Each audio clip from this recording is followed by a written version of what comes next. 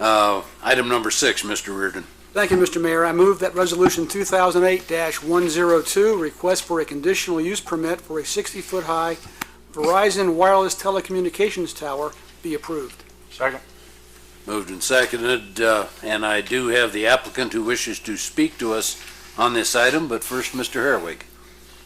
Mr. Strain, members of the council, ladies and gentlemen, this is a public hearing on a request for a conditional use permit for a communication tower. The proposed location is here on the west part of the former Ball 4 site. This is State Route 92, of course the mall across the street here, the Oakmont subdivision, which is under development here, the new hotels here, and this, of course, as I said, was formerly the Ball 4 driving range, and the proposed location is in the southwest corner there. What the applicant is actually proposing is that this would be a 60-foot tall tower which will look like a pine tree. Of course, we've had at least one of those in the community.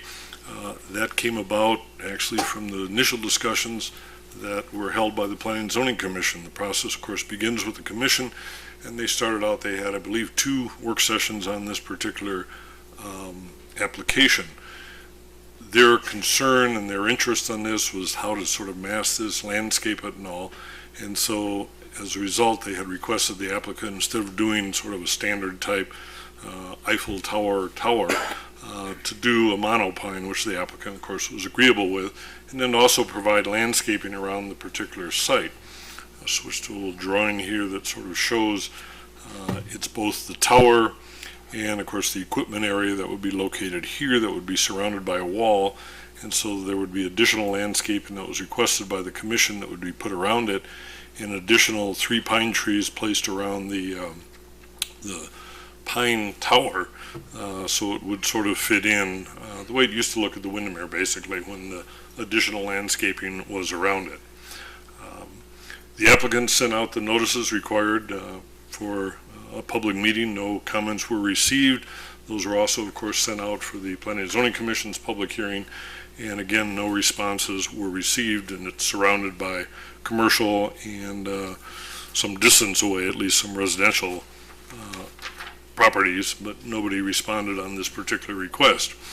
The commission held their public hearing on this. I'll put these drawings up here because these were also reviewed as part of their consideration. This is basically how the site currently looks at this point.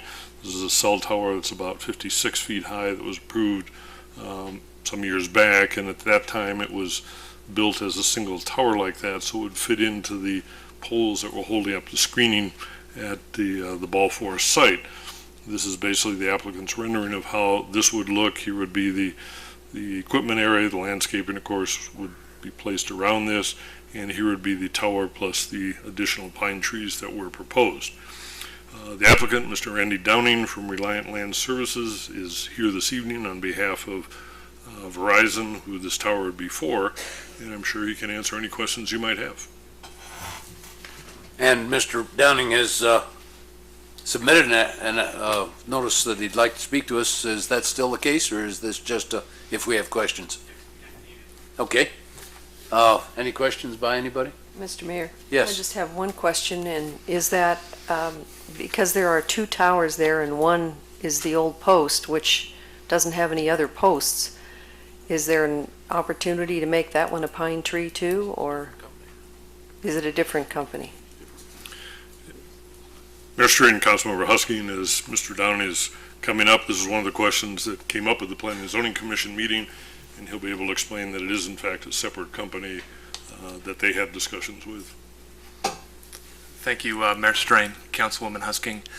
Again, to answer your question about the existing tower, and just to give the council a brief history of how we came to this design. Originally, Verizon was looking at locating on another one of the poles at the driving range, replacing an existing pole with a new pole with our antennas on it. And talking to the Planning and Zoning Commission, it was kind of decided that if the site was not going to be a driving range, then it wouldn't make a lot of sense to put a pole up that would just basically be there without it. In regards to the existing pole that's there, that pole I believe is operated by Sprint PCS. Verizon has no rights or interest in that site. I will say that the one thing that we've done with this facility to make sure that it is co-locatable is the pole will be designed with a possible 10-foot extension.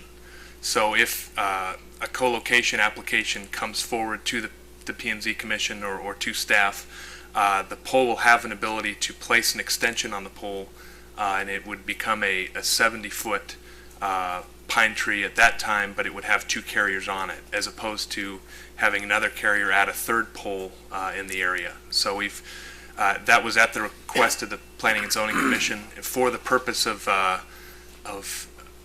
making or maximizing the possibility of a co-location on the tower if needed. I appreciate that information. Thank you. Mr. Renner? Thank you, Mr. Mayor.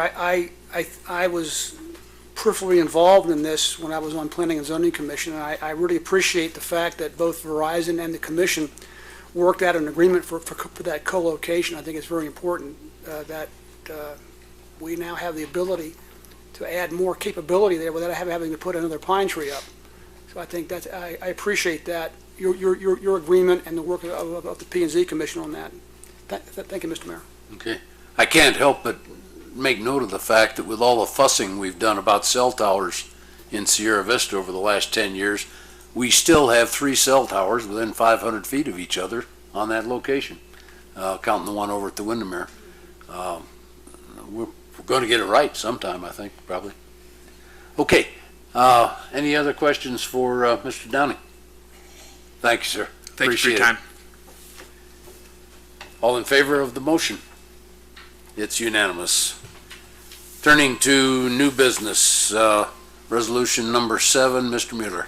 Thank you, Mr. Mayor. I move the resolution 2008-098, supporting the application for the Arizona T-21 Transportation Enhancement Grant to support the continued development of the city's shared use pathway system be approved. Second. Moved and seconded. Any comments? Mr. Hemseth, are you going to talk to us about this? Mr. Scott will. Mr. Dooley. Good evening, Mr. Mayor, members of council, ladies and gentlemen. For you tonight is a resolution of commitment for the application of 2 local and 2 state-shared multi-use paths for around 16 of the state Arizona Department of Transportation State Roadside Enhancement Projects. The state projects require or do not require any type of grant match funding. However, they do require that the city of Sierra Vista maintain those paths for the life of the path, along with provide all the water for those paths. There's 2 paths that we're making an application for. The first one is on State Route 92 between Buffalo Soldier Trail and Kachina Trail, and that is also a joint project with Cochise County. And the second state project is on State Route 90 bypass between 7th Street and Coronado. For local projects, we do have a 5.7% match, and again, we have to maintain the projects through the life of the path. First project is along Buffalo Soldier Trail, from where the one ends around Avenida Cochise north to Golf Links. It'll be on the east side of Buffalo Soldier Trail. The second one is a path that goes through Cochise College and U of A South, beginning at the intersection of Charleston and Colombo, and will end at the Buena High School.